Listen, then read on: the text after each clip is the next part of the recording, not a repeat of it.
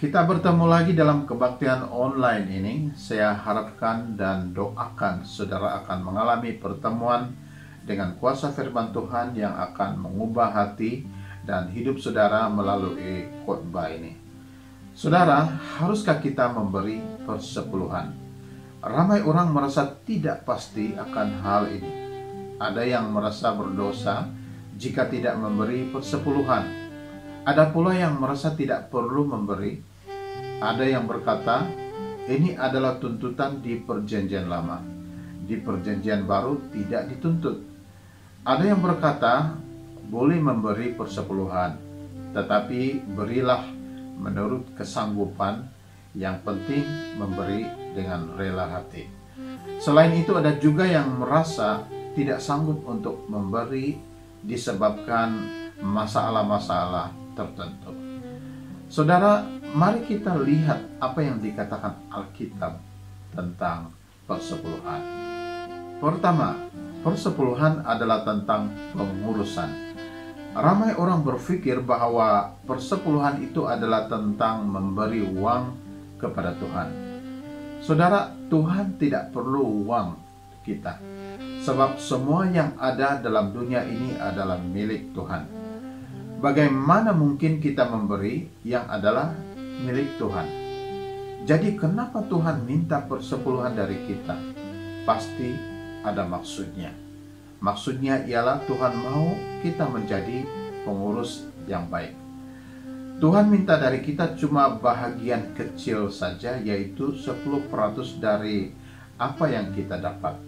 Bukan dari gaji saja, tetapi juga dari pekerjaan, pertanian, perniagaan, dan masa kita. Kalau gaji kita 1.000, maka 10% dari gaji itu bukan milik kita. Kalau kita pergi ke kebun durian dan dapat 10 biji durian king, maka 1 biji bukan kita punya. Tuhan juga sudah bagi kita masa 24 jam dalam sehari, maka 2 jam 40 menit bukan milik kita. 2 jam 40 menit itu kita harus berikan kepada Tuhan untuk berdoa, memuji, dan menyembah Tuhan setiap hari untuk mengeratkan hubungan kita dengan Tuhan. Tetapi malangnya ramai orang masih curi 10% itu dari Tuhan. Saudara, kita sudah menjadi pencuri apabila tidak beri 10% dari apa yang kita dapat itu. Jadi persepuluhan itu bukan tentang uang saja, tetapi adalah tentang pengurusan dalam segala hal kehidupan kita. Sekurang-kurangnya ada 6 makna persepuluhan kepada kita. Pertama, mengajar kita menjadi pribadi yang accountability atau bertanggung jawab. Kedua, mengajar kita menjadi pribadi yang berdisiplin. Ketiga, mengajar kita menjadi pribadi yang jujur. Orang tidak tahu kita memberi persepuluhan atau tidak, tetapi Tuhan tahu. Dan kalau saudara memberi persepuluhan, berarti saudara adalah pribadi yang jujur. Seorang pengurus, yaitu saudara dan saya, harus jujur di hadapan Tuhan. Keempat, mengajar kita menjadi rajin. Berarti nanti kita akan menjadi rajin dalam pekerjaan dan sebagainya. Kelima, mengajar kita menjadi setia. Berarti nanti kita akan menjadi seorang pribadi yang setia kepada gereja, istri, suami, dan ibu bapa. Keenam, mengajar kita menjadi pribadi yang boleh dipercayai. Itulah 6 sifat-sifat seorang pengurus yang baik. Dia seorang yang bertanggung jawab, berdisiplin, jujur, rajin, setia, dan boleh dipercayai. Tuhan mahu agar kita menjadi pengurus yang baik dimulai dari pemberian persepuluhan. Mungkin ada orang pikir dia sudah berjaya dalam kepengurusan. Mungkin keluarganya diurus dengan baik, jadi keluarganya aman damai. Keuangan diurus dengan baik, sampai setiap anak ada simpanan masa depan. Masanya diurus dengan baik, sampai ada masa bawa keluarga melancong dan rekreasi. Syarikat diurus dengan baik, sampai ada banyak keuntungan dalam syarikatnya. Tetapi selagi orang itu belum memberi persepuluhan secara tetap seperti yang dituntut firman Tuhan.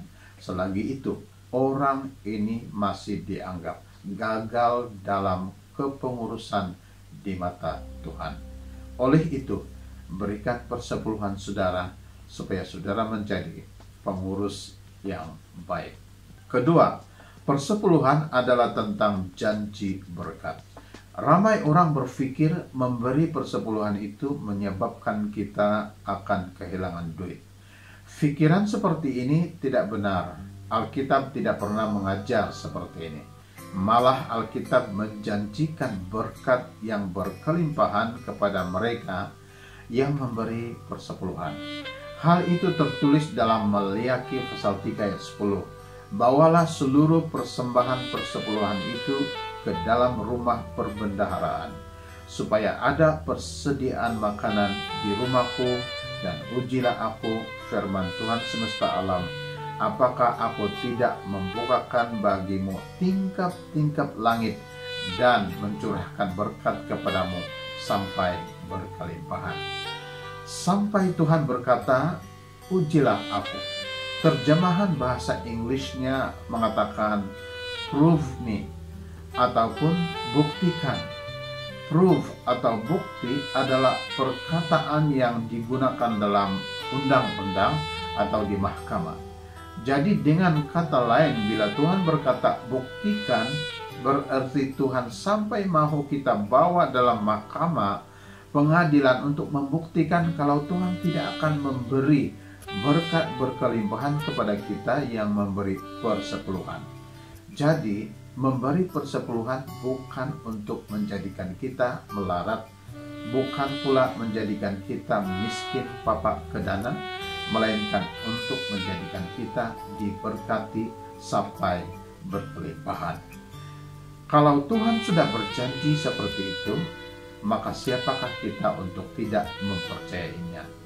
Kalau kita percaya kepada Tuhan saja, tetapi tidak percaya bahwa Tuhan boleh memberkati dengan berkat berkelimpahan, maka kita sama saja dengan orang yang tidak beragama. Sebab orang tidak beragama pun percaya juga kepada Tuhan, tetapi tidak percaya Tuhan boleh menolong mereka. Bila kita berkata saya percaya kepada Tuhan, berarti kita juga seharusnya percaya bahwa Tuhan boleh memberkati kita. Oleh itu, beri persepuluhan saudara ke perbendaharaan gereja supaya saudara diberkati dengan berkelimpahan. Terjemahan King James Version berkata, prove me now, buktikan padaku sekarang. Bila sekarang, berarti saudara boleh bersiap sekarang untuk memberi persepuluhan saudara dan nantikan penggenapan janji berkat Tuhan itu sekarang. Ketiga, persepuluhan adalah tentang keselamatan. Kalau kita dapat mengatur dengan memberikan persepuluhan dari apa yang kita terima, yaitu 10% dari keuangan, masa, pertanian, dan perniagaan yang kita terima, maka Tuhan memberikan ganjaran keselamatan kepada kita. Tuhan menyatakan itu dalam Maliaki pasal 3 ayat 11. Aku akan menghardik bagimu belalang pelahap supaya jangan dihabisinya hasil tanahmu, dan supaya jangan pohon anggur di padang tidak berbuah bagimu, firman Tuhan semesta alam. Saudara, ini yang membuat benteng keselamatan kita bocor, yaitu jika kita tidak memberi persepuluhan. Mengapa Tuhan mengatakan belalang pelahap? Belalang tidak pun kelihatan seperti pelahap. Mengapa bukan harimau pelahap atau buaya pelahap? Mengapa belalang? Sebab sama seperti belalang yang kita tidak sadar kejahatannya, demikian jugalah kita tidak sadar akan kehadiran iblis yang membawa malapetaka dalam hidup dan keluarga kita. Kelihatannya semua oke, aman, dan hidup berjalan lancar, tetapi tiba-tiba masalah mulai terjadi. Si bapa menjadi tidak sehat, kalau bukan bapa si ibu yang menjadi sakit, kalau bukan ibu anak-anak yang menjadi sakit, paling teruk semua menjadi sakit, derita kemalangan, dan menjadi rosak, hilang pekerjaan. Semua masalah dan malapetaka itu melahap keuangan, tenaga, masa, kegembiraan, dan kesehatan kita. Sebab belalang belahap sudah masuk ke dalam rumah, pekerjaan, dan harta benda yang kita ada. Saudara, persepuluhan ini adalah tentang keselamatan kita. Jadi kembalikan kepada Tuhan 10% dari keuangan, masa, perniagaan, dan pertanian yang kita terima dari Tuhan. Kalau kita memberi 10% kepada Tuhan dari apa yang kita terima, maka Tuhan menjaga dan menyelamatkan kita. Jikalau saudara dapat mengatur 10% itu untuk dikembalikan kepada Tuhan, maka Tuhan sangat gembira menyerahkan semua 90% itu kepada saudara. Tetapi karena kita tidak dapat mengatur memberi 10% itu kepada Tuhan, maka itu sebabnya kita seringkali kehilangan 90% itu. Saudara, firman Tuhan perlu dipatuhi. Firman Tuhan tidak boleh diabaikan, sebab firman Tuhan adalah tentang keselamatan kita, keluarga kita, dan anak-anak kita. Kita tidak boleh menghindarkan diri dari memberi, sebab itu berkaitan dengan keselamatan kita. Saudara boleh pindah di mana-mana gereja, biar itu gereja yang besar, biar itu gereja yang khotbah dan penyembahannya menyentuh hati saudara. Malah saudara mempunyai pengetahuan yang dalam tentang persepuluhan pun, sampai boleh mengajar tentang persepuluhan kepada jemaat. Tetapi selagi saudara tidak memberi persepuluhan, selagi itu keselamatan akan sentiasa jauh dari saudara. Ingat, belalang itu kecil, nampak tidak berbahaya, tetapi ia pelahap. Ia melahap semua apa yang kita ada, termasuk kesehatan, keamanan, kegembiraan, keuangan, harta benda, dan keluarga kita. Jangan pertaruhkan keselamatan kita hanya karena 10% saja dari apa yang kita terima. Tuhan tuntut 10% saja. Kalau kita setia melakukannya, maka Tuhan akan melindungi 90% itu supaya sampai dan bertahan dalam pegangan kita. Sebab keselamatan, perlindungan, kemakmuran, kesehatan yang baik ada pada 10% yang kita berikan kepada Tuhan. Saya tahu pada saat ini ada di antara saudara yang sudah digerakkan untuk memberi. Maka turutilah gerakan Roh Allah itu. Sebab bila engkau menurutinya, berarti Anda telah mengaminkan firman Tuhan yang berjanji memberkati saudara dengan berkat berkelimpahan. Sebab persepuluhan itu adalah tentang pengurusan, tentang janji berkat, dan tentang keselamatan dan kesejahteraan kita, keluarga, anak-anak, dan harta benda kita. Saya berdoa Tuhan menguatkan hati saudara untuk dapat terus memberi walaupun di masa kesusahan wabah COVID-19 ini. Mazmur 23 ayat 4 terjemahan Perjanjian Lama mengatakan, "Jikalau aku berjalan dalam lembah bayang-bayang maut sekalipun, tiada juga aku takut bahaya, karena engkau juga menyertai aku.